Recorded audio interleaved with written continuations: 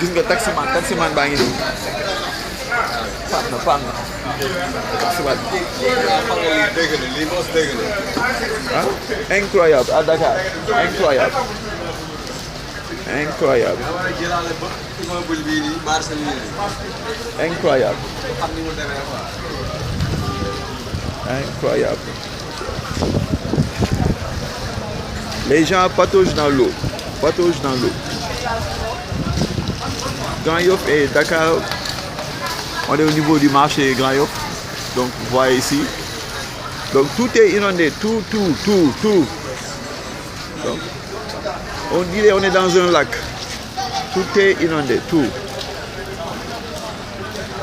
Donc, il faudrait vraiment que les autorités étatiques réagissent par rapport à ces situations. C'est incroyable. Tout Dakar est bloqué. Tout Dakar. Tout Dakar est bloqué. Toutes les routes sont pratiquement impraticables.